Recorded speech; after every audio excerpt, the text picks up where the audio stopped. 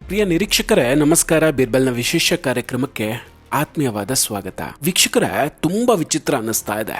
ಪಶ್ಚಿಮ ಬಂಗಾಳದಂತಹ ರಾಜ್ಯದಲ್ಲಿ ಕೇಸರಿ ಸುನಾಮಿ ಎದ್ದು ಮಮತಾ ಬ್ಯಾನರ್ಜಿ ಕೊಚ್ಕೊಂಡು ಹೋಗಿ ಸುವೇಂದು ಅಧಿಕಾರಿ ಮೊದಲ ಬಾರಿಗೆ ಬಿಜೆಪಿಯ ಸಿಎಂ ಆಗ್ತಾರೆ. ಆದರೆ ಸಿಎಂ ಆದ 24 ಗಂಟೆಯಲ್ಲಿ ಸುವೇಂದು ಅಧಿಕಾರಿ ಅವರು ಉಲ್ಟಾ ಹೊಡೆದು ಬಿಟ್ರ. ಯಾವ ಹಿಂದುತ್ವದ ಹೆಸರಿನಲ್ಲಿ ಗೆದ್ದು ಬಂದಿದ್ರೋ ಅದೇ ಹಿಂದುತ್ವದ ವಿರುದ್ಧ ಈಗ ತಿರುಗಿ ಬಿದ್ರ. ಬಂಗಾಳದ ಹಿಂದೂಗಳು ರೊಚ್ಚಿಗೆದ್ದಿದ್ಯಾಕೆ? ವೀಕ್ಷಕರೇ, ಇದೆಲ್ಲದರ ಬಗ್ಗೆ ಕೂಡ ಡಿಟೇಲ್ ಆಗಿ ಮಾತಾಡ್ತಾ ಹೋಗ್ತೀನಿ. ವಿಡಿಯೋವನ್ನು ಕೊನೆವರೆಗೂ ಮಿಸ್ ಮಾಡದೆ ನೋಡಿ. ಇನ್ನೂ ಕೂಡ ನಮ್ಮ ಬೀರ್ಬಲ್ ಚಾನಲನ್ನು ಸಬ್ಸ್ಕ್ರೈಬ್ ಮಾಡಿಲ್ಲ ಅಂದರೆ ಈ ಕೂಡಲೇ ಸಬ್ಸ್ಕ್ರೈಬ್ ಮಾಡಿ ಹಾಗೂ ಬೆಲ್ ಐಕಾನನ್ನು ಕ್ಲಿಕ್ ಮಾಡಿ. ವೀಕ್ಷಕರೇ, ಬಂಗಾಳದ ಹಿಂದೂಗಳು ಯಾರನ್ನ ತಮ್ಮ ರಕ್ಷಕ ಅಂತ ನಂಬಿ ಮತ ಹಾಕಿದ್ರೋ, ಯಾರ ಗೆಲುವಿಗಾಗಿ ಜೈ ಶ್ರೀರಾಮ್ ಅನ್ನೋ ಘೋಷಣೆ ಮೊಳಗಿದ್ವೋ ಅದೇ ನಾಯಕ ಈಗ ಅಧಿಕಾರಕ್ಕೆ ಬಂದ 24 ಗಂಟೆಯಲ್ಲಿ ತನ್ನ ಬಣ್ಣವನ್ನು ಬದಲಿಸ್ಬಿಟ್ರ. ವೀಕ್ಷಕರೇ, ಬಂಗಾಳದ ನೂತನ ಮುಖ್ಯಮಂತ್ರಿಯಾಗಿ ಪ್ರಮಾಣ ವಚನ ಸ್ವೀಕರಿಸಿದ ಕೂಡಲೇ ಸುವೇಂದು ಅಧಿಕಾರಿ ಅವರು ಮಾಡಿದಂತಹ ಒಂದು ತಪ್ಪೇನಿದೆ, ಆ ತಪ್ಪು ಈಗ ಇಡೀ ರಾಜ್ಯದಲ್ಲಿ ಸಂಚಲನವನ್ನು ಮೂಡಿಸ್ತಾ ಇದೆ. ಹಿಂದೂ ಮತದಾರರು ಈಗ ಸುವೇಂದು ಅವರ ವಿರುದ್ಧ ಕೆಂಡಾಮಂಡಲವಾಗಿದ್ದಾರೆ. ಕೇವಲ 24 ಗಂಟೆಯಲ್ಲಿ ಅಧಿಕಾರಕ್ಕಾಗಿ ತಮ್ಮ ಸಿದ್ಧಾಂತವನ್ನೇ ಸುವೇಂದು ಅಧಿಕಾರಿ ಅವರು ಮರೆತು ಹೋಗ್ಬಿಟ್ರ. ಈ ಪ್ರಶ್ನೆ ಕಾರಣ ಏನು? ಹಾಗಾದ್ರೆ ಅಸಲಿ ನಡೆದಿದ್ದೇನು? ಸುವೇಂದು ಅಧಿಕಾರಿ ಅವರು ಮಾಡಿದ ತಪ್ಪಾದ್ರೂ ಏನು? ಡಿಟೇಲ್ ಆಗಿ ಹೇಳ್ತೀನಿ ಕೇಳಿ. ಜೈ ಶ್ರೀರಾಮ್, ಜೈ ಶ್ರೀರಾಮ್, ಜೈ ಶ್ರೀರಾಮ್. ವೀಕ್ಷಕರೇ, ಇದು ಬಂಗಾಳದ ಮತದಾನದ ದಿನದ ದೃಶ್ಯಗಳು. ಸುವೇಂದು ಅಧಿಕಾರಿಯವರು ತಮ್ಮ ಭದ್ರಕೋಟೆಗೆ ಭೇಟಿ ನೀಡಿದಾಗ ಅಲ್ಲಿ ಜೈ ಶ್ರೀರಾಮ್ ಅನ್ನೋ ಘೋಷಣೆಗಳು ಮುಗಿಲು ಮುಟ್ಟಿದ್ವು. ಟಿಎಂಸಿ ಕಾರ್ಯಕರ್ತರೊಂದಿಗೆ ಸಂಘರ್ಷ ನಡೆದಾಗಲೂ ಕೂಡ ಬಂಗಾಳದ ಹಿಂದೂಗಳು ಸುವೇಂದು ಅವರ ಪರವಾಗಿ ಬಂಡೆಯಂತೆ ನಿಂತ್ಕೊಂಡಿದ್ರು. ಆ ಸಮಯದಲ್ಲಿ ಸುವೇಂದು ಅವರ ದಾಟಿ ಹೇಗಿತ್ತು ಗೊತ್ತಾ? ಕಡ್ಡಿ ಮುರಿದ ಹಾಗೆ ಒಂದು ಮಾತನ್ನು ಹೇಳ್ತಾರೆ ಅವರು, ಸಬ್ಕಾ ಸಾಥ್ ಸಬ್ಕಾ ವಿಕಾಸ್ ಅನ್ನೋ ಕಾಲ ಮುಗ್ದು ಹೋಗಿದೆ. ಯಾರು ನಮ್ಮೊಂದಿಗಿದ್ದಾರೋ ನಾವು ಅವರೊಂದಿಗಿರ್ತೇವೆ ಅಂತ ಅಬ್ಬರಿಸಿದ್ರು.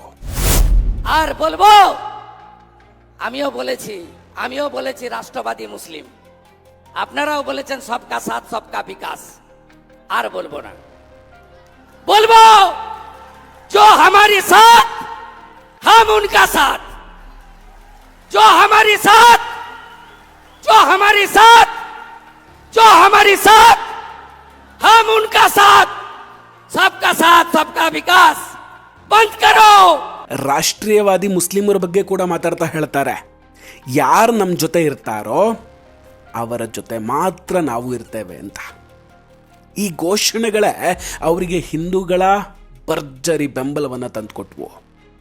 ಸುವೇಂದು ಅಧಿಕಾರಿಯವರು ಹಿಂದುತ್ವದ ಪರವಾಗಿ ನಿಲ್ತಾರೆ, ಹಿಂದುತ್ವದ ದನಿಯಾಗಿ ನಿಲ್ತಾರೆ ಅಂತ ಇಡೀ ಬಂಗಾಳದ ಹಿಂದೂಗಳು ಭರವಸೆಯನ್ನು ಇಟ್ಕೊಂಡಿದ್ರು.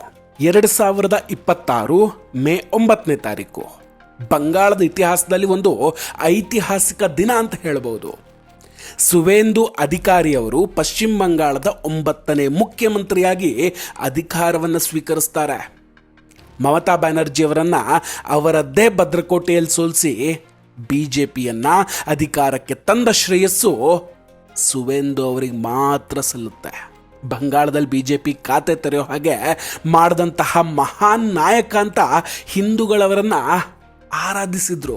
ಅದರಲ್ಲೂ ಈ ಪ್ರಮಾಣ ವಚನ ಸಮಾರಂಭದಲ್ಲಿ ಉತ್ತರ ಪ್ರದೇಶದ ಮುಖ್ಯಮಂತ್ರಿ ಯೋಗಿ ಆದಿತ್ಯನಾಥ್ ಅವರು ನೂತನ ಮುಖ್ಯಮಂತ್ರಿಯಾಗಿ ಆಯ್ಕೆಯಾದಂತಹ ಸುವೇಂದು ಅಧಿಕಾರಿ ಅವರಿಗೆ ಕೇಸರಿ ಶಾಲನ್ನು ಉಡುಗೊರೆ ಹಾಕೊಟ್ಟಾಗ ಇಡೀ ದೇಶದ ಹಿಂದೂಗಳು ಕುಣಿದು ಕುಪ್ಪಳಿಸ್ಬಿಟ್ಟಿದ್ರು. ದೇಶಕ್ಕೆ ಮತ್ತೊಬ್ಬ ಯೋಗಿ ಸಿಕ್ಕರು ಅಂತ ಖುಷಿಯನ್ನ ಪಟ್ಟಿತ್ತು ಬಂಗಾಳ. ಯೋಗಿಜಿ ಕೊಟ್ಟ ಈ ಕೇಸರಿ ಬಟ್ಟೆ ಕೇವಲ ಒಂದು ಬಟ್ಟೆಯ ತುಂಡಲ್ಲ ವೀಕ್ಷಕರೇ, ಬದಲಾಗಿ ಬಂಗಾಳದಲ್ಲಿ ಕಾನೂನು ಸುವ್ಯವಸ್ಥೆಯನ್ನು ಕಾಪಾಡೋದಕ್ಕೆ ಮತ್ತು ಹಿಂದೂಗಳಿಗೆ ನೀಡಿದಂತಹ ಭರವಸೆಗಳನ್ನು ಈಡೇರಿಸೋದಕ್ಕೆ ಕೊಟ್ಟಂತಹ ಒಂದು ಸಾಂಕೇತಿಕ ಸೂಚನೆ ಅಂತ ಹೇಳ್ಬೋದು. ಅವತ್ತು ಸುವೇಂದು ಅಧಿಕಾರಿಯವರು ಸಂಪೂರ್ಣವಾಗಿ ಕೇಸರಿಮಯವಾಗಿ ಕಂಡು ಬಂದಿದ್ರು.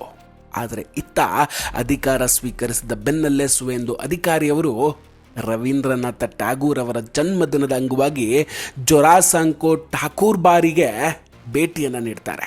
ಅಲ್ಲಿ ಸೇರಿದ ಬಿಜೆಪಿ ಕಾರ್ಯಕರ್ತರು ತಮ್ಮ ಪ್ರಿಯ ನಾಯಕನಿಗಾಗಿ ಉತ್ಸಾಹದಿಂದ ಅವರನ್ನು ನೋಡ್ತಿದ್ದಂಗೆ ಜೈ ಶ್ರೀರಾಮ್ ಅನ್ನೋ ಘೋಷಣೆಯನ್ನು ಕೂಗೋದಕ್ಕೆ ಆರಂಭಿಸ್ತಾರೆ.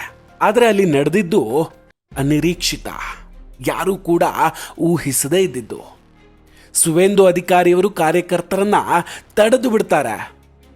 ಇಲ್ಲಿ ಜೈ ಶ್ರೀರಾಮ್ ಘೋಷಣೆಗಳನ್ನು ಕೂಗಬೇಡಿ, ಇದು ಅಂತಹ ಘೋಷಣೆಗಳನ್ನು ಕೂಗುವ ಜಾಗ ಅಲ್ಲ.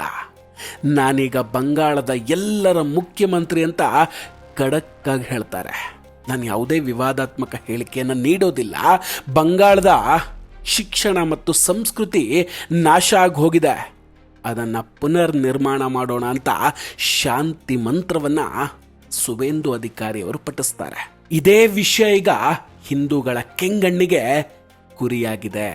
ನಿನ್ನೆವರೆಗೂ ನಮ್ಮ ಜೊತೆ ಇರೋರ ಜೊತೆ ಮಾತ್ರ ನಾವಿರ್ತೇವೆ ಅಂತ ಹೇಳ್ತಿದ್ದ ನಾಯಕ CM ಕುರ್ಚಿ ಸಿಕ್ಕ ತಕ್ಷಣ ನಾನು ಎಲ್ಲರ ಮುಖ್ಯಮಂತ್ರಿ ಅಂತ ಹೇಳ್ತಾ ಇರೋದು ಎಷ್ಟರ ಮಟ್ಟಿಗೆ ಸರಿ ಜನ ಪ್ರಶ್ನೆ ಮಾಡೋದಕ್ಕೆ ಶುರು ಮಾಡ್ಕೊಂಡಿದ್ದಾರೆ. ಜೈ ಶ್ರೀರಾಮ್ ಅನ್ನೋ ಘೋಷಣೆಯ ಆಧಾರದ ಮೇಲೆ ಗೆದ್ದಂತಹ ನೀವು ಈಗ ಅದೇ ಘೋಷಣೆಯನ್ನ ಕೂಗದಂತೆ ನಿರ್ಬಂಧ ಹೇರ್ತೀರಾ ಅಂತ ಸಾಮಾಜಿಕ ಜಾಲತಾಣಗಳಲ್ಲಿ ಆಕ್ರೋಶ ಶುರುವಾಗ್ತಾ ಇದೆ. ಬ್ರಿಗೇಡ್ ಪೆರೇಡ್ ಮೈದಾನದಲ್ಲಿ ನಡೆದಂತಹ ಬೃಹತ್ ಸಮಾವೇಶದಲ್ಲಿ ಸುಮಾರು 2.5-3 ಲಕ್ಷ ಜನರು ಭಾಗವಹಿಸ್ತಾರೆ. ಅಲ್ಲಿ ಮಾತಾಡಿದಂತಹ ಸುವೇಂದು ಅವರು ಬಂಗಾಳದ ಇತಿಹಾಸವನ್ನು ನೆನಪಿಸ್ಕೊಳ್ತಾರೆ. 1947ರ ಜೂನ್ 20ನೇ ತಾರೀಕು ಡಾಕ್ಟರ್ ಶ್ಯಾಮ್ ಪ್ರಸಾದ್ ಮುಖರ್ಜಿ ಅವರ ನೇತೃತ್ವದಲ್ಲಿ ನಡೆದಂತಹ ನಿರ್ಣಯದಿಂದಾಗಿ ಇವತ್ತು ಪಶ್ಚಿಮ ಬಂಗಾಳ ಭಾರತದ ಭಾಗ ಆಗಿದೆ. ಇಲ್ಲದೇ ಇದ್ರೆ ನಾವು ಇಸ್ಲಾಮಿಕ್ ರಾಷ್ಟ್ರದಲ್ಲಿ ಇರಬೇಕಾಗಿತ್ತು ಅಂತ ಹೇಳ್ತಾರೆ. ತಮ್ಮೊಂದಿಗೆ ಆಯ್ಕೆಯಾದಂತಹ ಅನುಭವಿ ನಾಯಕರಾದ ತಾಪಸ್ ರಾಯ್, ಡಾಕ್ಟರ್ ಶಂಕರ್ ಘೋಷ್ ಮತ್ತು ಜಗನ್ನಾಥ್ ಚಟರ್ಜಿ ಅವ್ರ ಜೊತೆ ಬಂಗಾಳವನ್ನ ಪುನರ್ ನಿರ್ಮಾಣ ಮಾಡುವ ಸಂಕಲ್ಪವನ್ನು ಕೂಡ ಮಾಡ್ತಾರೆ.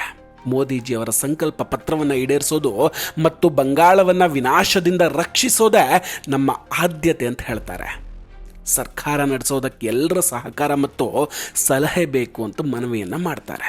ವೀಕ್ಷಕರೇ, ಸುವೇಂದು ಅಧಿಕಾರಿಯವರ ಈ ಬದಲಾದ ನಿಲುವು ನಿಜಕ್ಕೂ ರಾಜ್ಯದ ಹಿತದೃಷ್ಟಿಯಿಂದ ತೆಗೆದುಕೊಂಡ ನಿರ್ಧಾರವಾ ಅಥವಾ ಅಧಿಕಾರ ಸಿಕ್ಕ ಮೇಲೆ ಮತದಾರರಿಗೆ ಮಾಡಿದ ದ್ರೋಹ ಅಂತೀರಾ?